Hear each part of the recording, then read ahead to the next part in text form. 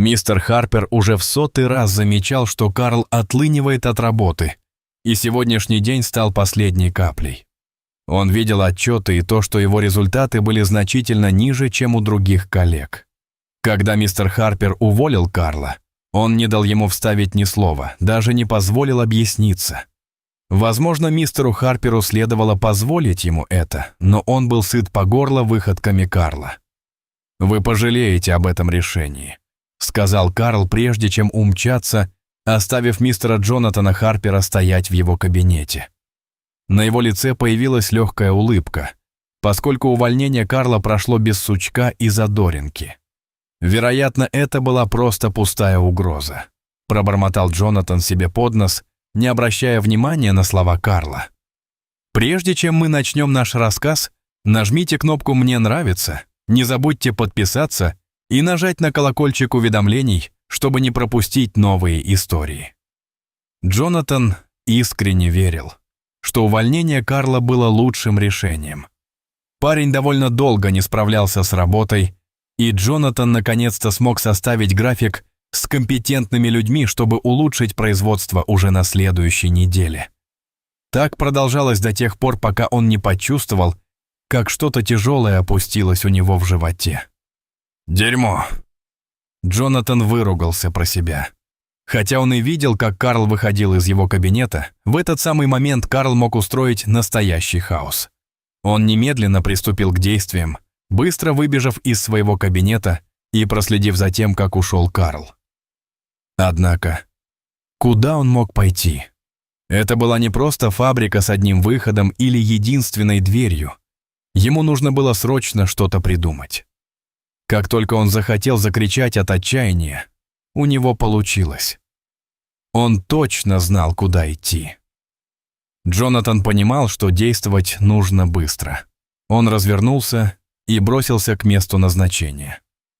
«Извините, простите меня», — сказал он, проходя мимо ключей других сотрудников или протискиваясь сквозь их группу. Он толкнул дверь и ворвался внутрь, когда двое мужчин, сидевших внутри, обернулись, пораженные внезапным шумом. Увидев своего босса мистера Харпера, они оба выдохнули. «Вы меня до смерти напугали, босс. Все в порядке?» — спросил Лерой, сотрудник Джонатана, все еще пытаясь прийти в себя от испуга. «Да, все в порядке. Мне просто нужно просмотреть кое-какие записи», — сказал Джонатан, заходя в комнату с камерами наблюдения. «Что бы ни сделал Карл, это должно быть видно на одной из этих камер. Лерой, Томас, вы оба можете отдохнуть. Я должен кое-что проверить». Оставшись один, он пренебрежительно сказал. Джонатан сразу же выбрал время, когда Карл был в его кабинете, и нажал пуск. Он увидел, как Карл вошел в свой кабинет и, немного ускорившись, увидел, как тот с грохотом открыл дверь, а затем в гневе вышел из кабинета Джонатана. Все доказательства были налицо. Ему нужно было только определить, что он сделал такого, что заставило бы Джонатана пожалеть о своем решении. «Что ты делаешь?» — спросил он себя, поскольку в комнате больше никого не было. Он попытался понять, не нажал ли он на какие-нибудь кнопки, не открутил ли что-нибудь или не вмешался ли во что-нибудь, но он просто шел по прямой. Он забрал свои вещи из шкафчика и ушел. Это движение заставило Джонатана нахмуриться, но затем он вздохнул с облегчением. Это была всего лишь пустая угроза, по крайней мере, так теперь думал Джонатан. Время, казалось, тянулось бесконечно, пока Джонатан ждал свою команду охраны. Оставшись наедине со своими мыслями, он прокрутил в голове отъезд Карла, выискивая пропущенные детали. И все же без веских доказательств зловещее предупреждение Карла больше походило на преследование призрака. Неопределенность сводила с ума. К счастью, это были всего лишь Лерой и Томас, возвращавшиеся с небольшого перерыва, который устроил им Джонатан. Вернувшись в свой кабинет, Джонатан попытался сосредоточиться на работе, но слова Карла настойчиво и тревожно вторгались в его мысли. Интуиция Джонатана подсказывала, что он упускает из виду что-то важное. С тяжелым сердцем он решил, что пришло время сделать все возможное и заглянуть туда, где он еще не был. Джонатан пошел в обход, проходя мимо оборудования, с которым Карл часто имел дело. Его глаза внимательно изучали каждое устройство в поисках чего-нибудь необычного. Тем не менее, все было так, как и должно быть. Никаких признаков вмешательства, никакого саботажа. Фабрика работала в обычном производственном ритме. Неужели он просто гонялся за тенями, движимый паранойей, из-за тревожных слов Карла? Джонатан обратился к своим сотрудникам, пытаясь получить хоть какую-то информацию о поведении Карла. Было ли что-нибудь странное в поведении Карла? Он как бы невзначай спросил тех, кто тесно сотрудничал с ним. Их ответы были разными, но ничего существенного не было, пока Брайс не упомянул о частых и необъяснимых отлучках Карла. Слова Брайса запали Джонатану в душу, когда он размышлял о таинственном исчезновении Карла. Если Карл часто пропадал, чем он на самом деле занимался? Однако прежде чем Джонатан успел что-либо сказать, в разговор вмешался другой рабочий, пошутив о легендарном перерыве Карла на туалет. Джонатан не смог сдержать легкой улыбки, размышляя о столь небрежном увольнении. Джонатану хотелось верить, что в этом не было ничего особенного. Он убеждал себя, что поведение Карла было частью его слабой трудовой этики. По мере того, как Джонатан общался с большим количеством сотрудников, их единодушное безразличие к поведению Карла успокаивало его. Джонатан вернулся к своим обязанностям, и тяжелое испытание, связанное с Карлом, отошло на второй план. Он сосредоточился на том, что было здесь и сейчас, на бесперебойной работе фабрики под его руководством. Однако, сам того не ведая, он упустил из виду важную деталь в поведении Карла. Прощальные слова Карла, которые когда-то казались пустой угрозой, несли в себе весомую правду, которую Джонатану еще предстояло раскрыть. Снова оставшись один, Джонатан не мог отделаться от упоминания о шкафчике Карла, все еще заполненном его вещами. Почему Карл не пришел, чтобы разобраться с этим?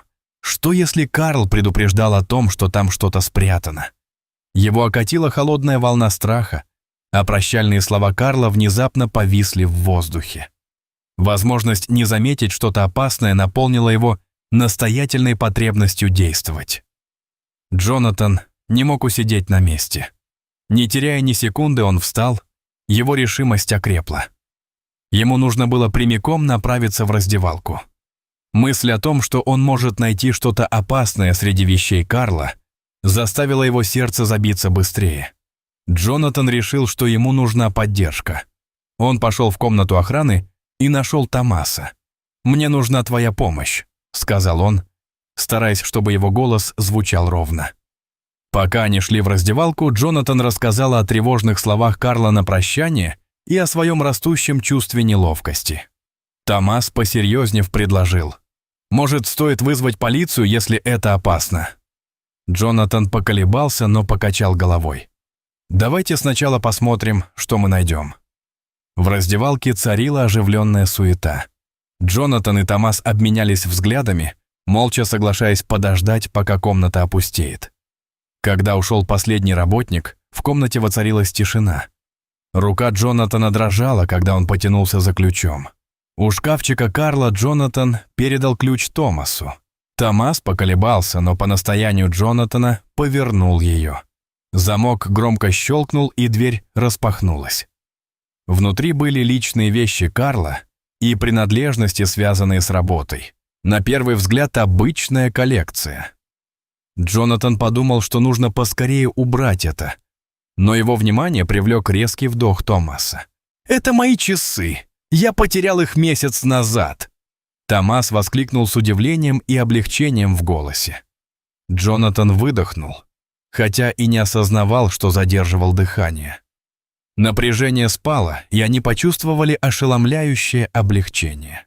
В конце концов, в шкафчике Карла, похоже, не было никаких темных тайн. Они продолжили поиски и нашли странные предметы, которые, казалось, не принадлежали никому из работников фабрики.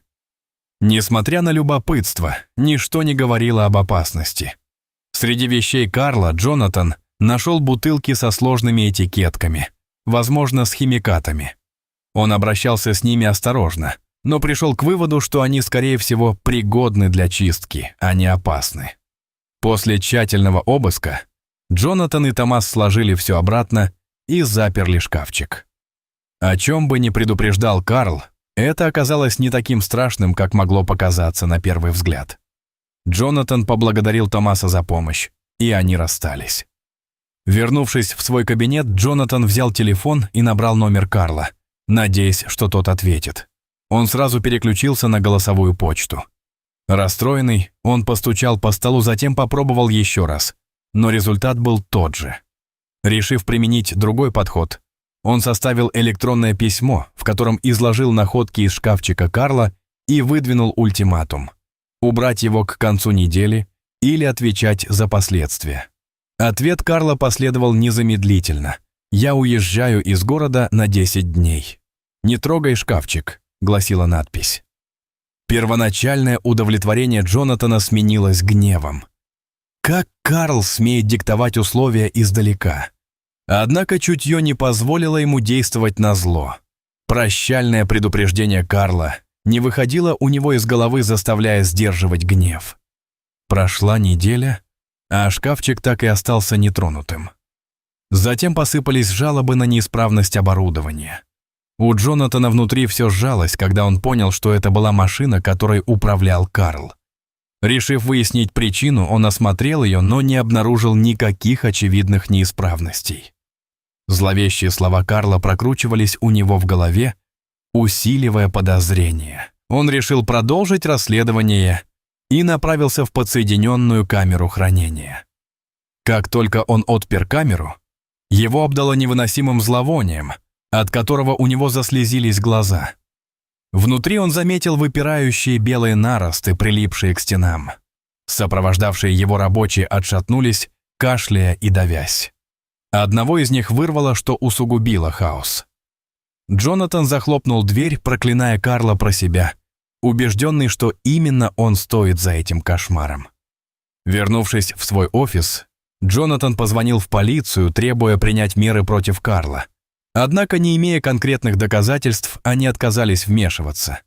Разъяренный, он мерил шагами свой кабинет, неоднократно звоня Карлу, но все попытки заканчивались голосовой почтой.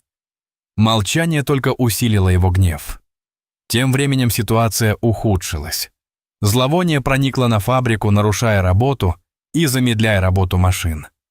Производительность резко упала, поскольку сотрудники изо всех сил пытались справиться с невыносимыми условиями.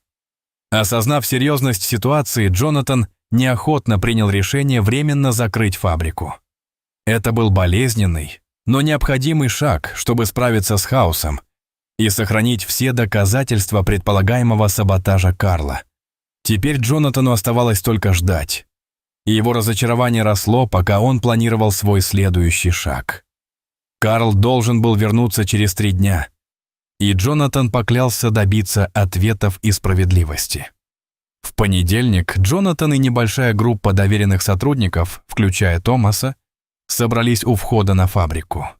Атмосфера была напряженной, насыщенной ожиданиями реакции Карла на хаос прошлой недели.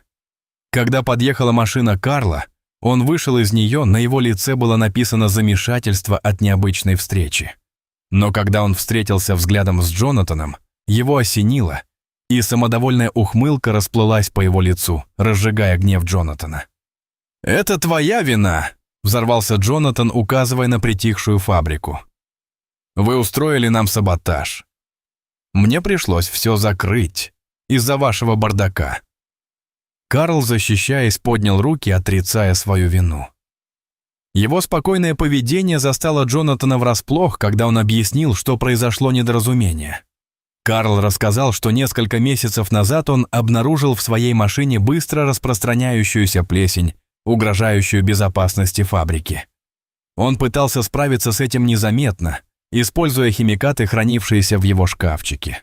Но его усилия отнимали все рабочее время, в результате чего его производительность падала.